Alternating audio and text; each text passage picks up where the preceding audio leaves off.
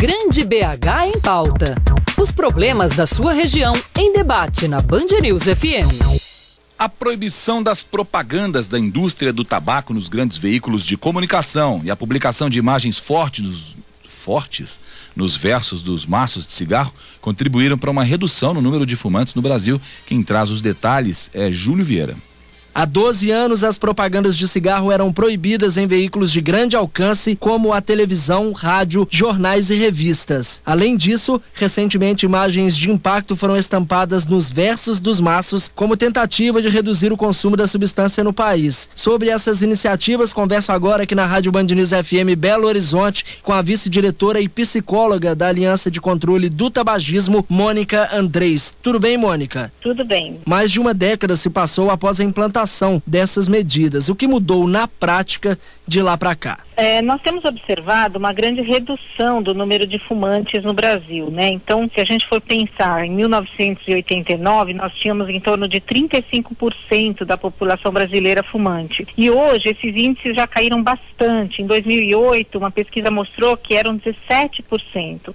E agora, uma pesquisa mais recente da Vigitel fala em torno de 15%. Então, você vê uma grande redução. Certamente, assim, essa não foi a única medida, né, que interferiu para que a gente tivesse essa redução, mas é uma delas. E existe alguma pesquisa que comprove a eficácia dessas iniciativas no combate ao uso do tabaco com essa redução para cerca de 15% do número de fumantes aqui no Brasil? Olha, existem várias pesquisas, né? Nós consideramos que essa redução, ela é fruto não só de uma, mas de várias medidas. Então, a questão da restrição da publicidade, né, que aconteceu em 2000, foi importante. Hoje, a gente precisa avançar ainda mais nessa questão, porque depois de 12 anos, a indústria do tabaco se adaptou, buscou outros canais aí de poder fazer a divulgação do seu produto. Então, hoje a gente também precisa se atualizar, mas também houveram outras medidas, como a questão de colocar as imagens de advertência nos maços, que são medidas que ajudam as pessoas a se conscientizarem. Você disse que ao longo dos últimos anos, após essa proibição das propagandas nos grandes veículos de comunicação, essas empresas do mercado do tabaco começaram a utilizar de outras formas para fazer essa propaganda. A gente percebe que em locais onde tem crianças e jovens, como padarias, supermercados, bancas de jornais e revistas, nesses locais ainda existe essa propaganda, né? Isso. Nós fizemos uma pesquisa, né, com o Instituto Datafolha, foi feita com pessoas de 12 a 22 anos. O segundo produto que eles mais lembravam de ver, próximo ao caixa, né, em padarias ou supermercados, era cigarro. Como a propaganda ficou restrita aos pontos de venda, as empresas, com o tempo, passaram a investir nisso. Você vê hoje os cigarros estrategicamente posicionados, né, nesses pontos de venda, então, em geral, tão próximos ao caixa, às balas, aos chocolates, que são produtos voltados muito para esse público infanto-juvenil. Eles buscaram outros canais de desenvolver o marketing, especialmente junto aos jovens. Os próprios números, Mônica, demonstram isso, né? Porque 90% das pessoas começam a fumar antes dos 19 anos. E a gente sabe que, como é uma dependência muito forte, às vezes a pessoa começa a fumar achando que ela vai ter controle sobre aquilo. E a maior parte das vezes não é isso que acontece. Então ele acaba se tornando um cliente fiel ao longo de mais de 20 anos para essa indústria. Por isso que há o interesse nesse público, né? Muito bem, conversei aqui na Rádio Band News FM Belo Horizonte com a vice-diretora e psicóloga da Aliança de Controle do Tabagismo, Mônica Andrés. Mônica, muito obrigado pela participação e pelos esclarecimentos, na verdade, pelos alertas aos nossos ouvintes. Tá certo, muito obrigada, eu que agradeço. No Grande BH em Pauta de hoje, vamos conversar com o presidente da Abrazel, a Associação Brasileira de Bares e Restaurantes de Minas Gerais, Fernando Júnior. Nosso convidado já está na ponta da linha, vamos discutir a proibição do fumo em ambientes fechados. Fernando, bom dia para você. Bom dia a todos. Prazer falar com você outra vez aqui, Fernando. Tamo junto, prazer é meu. O que os bares, os donos de bares e estabelecimentos comerciais pensam dessa lei afinal? Isso foi tão prejudicial quanto no primeiro momento se achou que poderia ser proibir os clientes de fumarem dentro dos ambientes fechados?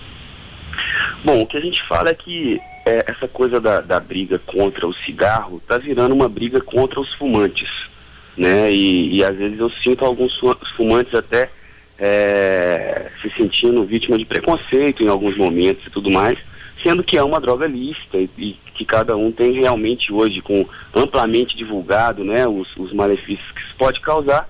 Isso fica muito claro, né? Os adultos, os maiores de idade, sabem que se fumar vão ser prejudicados de alguma forma. Nos restaurantes, a nossa dúvida é, poxa, por que não tem um restaurante só para fumante, então? Porque as pessoas não seriam incomodadas, ou então colocasse aquela área de fumante para a pessoa poder fumar. Porque sempre é assim, né? Há um preconceito contra o fumante. E nós realmente perdemos, sim, faturamento. Muitos restaurantes, eles buscam as áreas externas, né, para poder ter a área de fumante, às vezes até incomodando a vizinhança, as pessoas têm que sair dos locais para poder fumar, e aí a vizinhança fala que estão fazendo barulho na rua. Sim. Então, é claro que existe... meu pai fuma, por exemplo, é muito difícil eu sair para ir com um restaurante, ele evita de sair porque não pode fumar, enfim...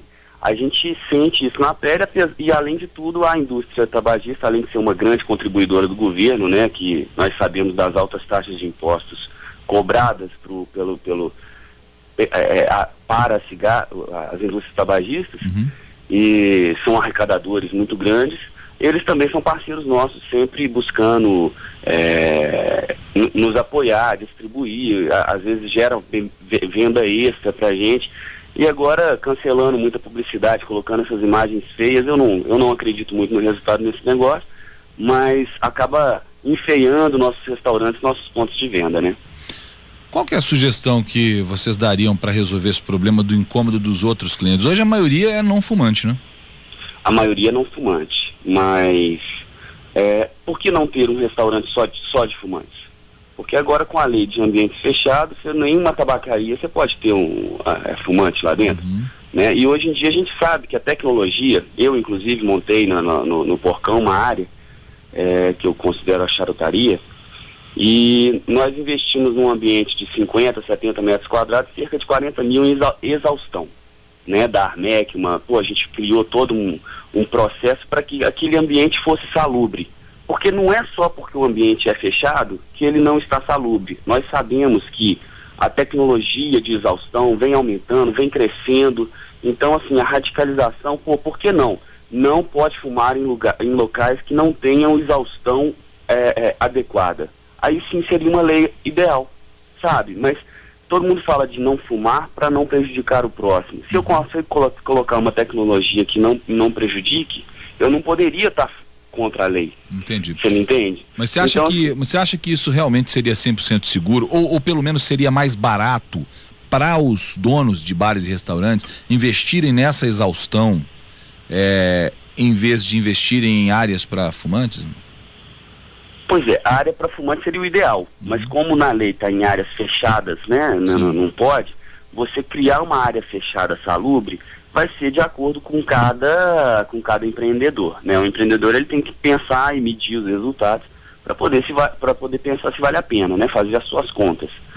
Realmente uma área de charuto, uma área de cigarro, ela sempre acompanha um pouco mais de bebida. Tem pesquisas que dizem isso. As pessoas acabam ficando mais relaxadas, bebem mais, se mantêm mais no restaurante, enfim, ou no bar. E as áreas externas estão ficando cada dia mais difíceis, né? Justamente por causa de outras leis restritivas ao setor, como lei de silêncio e outras coisas. Bom, muito bem. No final das contas, tem uma perspectiva de que isso acabe sendo reduzido por causa dessa proibição, Fernando? Os bares esperam isso, eles sentem que pode acontecer uma diminuição no número de pessoas que estão fumando por causa dessas proibições? Eu não acho. Eu não acredito muito. Eu acho que assim, todas as campanhas educacionais, elas são bem-vindas, porque eu acredito que tem que acabar com o consumo ali no colégio, crianças e menores e tudo mais. É ali onde começa todo o consumo. Depois que as pessoas já se habituaram a fumar, é muito difícil dela largar o vício. É muito difícil, eu percebo isso dentro de casa. Então, mesmo sabendo dos malefícios. Agora, fazer do fumante que uma pessoa que sofre algum tipo de preconceito, eu também acho totalmente negativo. Claro. Sabe? O que gera até uma revolta e às vezes faz com que as pessoas queiram fumar mais ainda, enfim. Isso é um número muito, são só achismos, né? Eu não posso afirmar, mas na hora que as pessoas vão aos restaurantes, elas querem ter um momento de prazer, e muitas das pessoas têm um momento de prazer relacionado ao tabaco. Então nós, como donos de restaurantes, nós sempre queremos servir bem, atender bem aos clientes, e por isso que a gente não defende o cigarro, a gente não defende ninguém fumar, mas a gente defende o direito do fumante de fumar.